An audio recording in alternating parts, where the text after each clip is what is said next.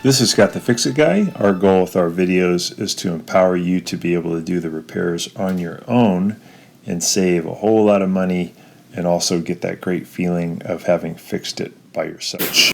This is Scott the Fix-It Guy. Today we're dealing with a Miele dishwasher that has water left in the bottom at the end of the cycle. A little bit down here in the sump is normal, but this one had a lot. So we're going to pull out this one-way valve. It has a little ball bearing in it, and that ball bearing should be able to move freely, should be able to wiggle around and move easily. This one's kind of stuck. So we're going to figure out if something might be caught inside this one-way valve. If it's caught, it would let water flow back in from the drain tube.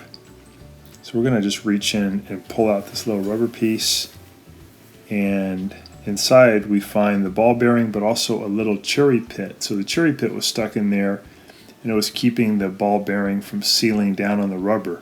So we got that out of there. We're going to put the rubber piece back in, and that's why a lot of water would end up at the end of the cycle. If this video is helping you, please consider pressing down in the lower right hand corner of your screen the subscribe button, and that really helps our channel. Again, having a little bit in there underneath the filter is normal, but this one had a lot. So one other thing to check is to just pull out the bottom part of the one-way valve. Just pull it out towards you. And then you can reach in. I'm just going to reassemble this, push the top piece back into the bottom piece. I'm going to reach in and see if I can feel the little drain impeller, like a little propeller, should be able to move freely. It'll have a little bit of resistance, but if it's stuck, there might be a piece of glass or ceramic caught underneath it. So this one's doing great. It's moving correctly. So the problem was due to that little cherry pit got caught in there. And pretty common problem. So I'm going to push this back in at a diagonal and then push it all the way in to the left, which clicks it in.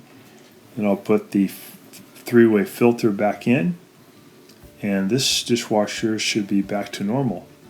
So a common problem is just due to a cherry pit that was stuck in there. For watching our video, and please subscribe to our channel when you get a chance, and also click the little bell notification button so we can send you weekly videos on all the different ways of fixing appliances around your home and saving you lots of money.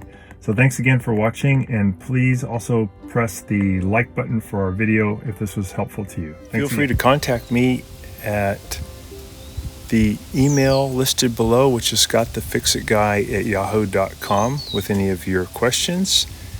And also, if you need to have a FaceTime meeting with me or a Zoom meeting, you can click on one of the links below in the description, and we can set up a 15-minute or 30-minute video conference where we can work on your appliance problem. So thanks again for all your support and for watching the video.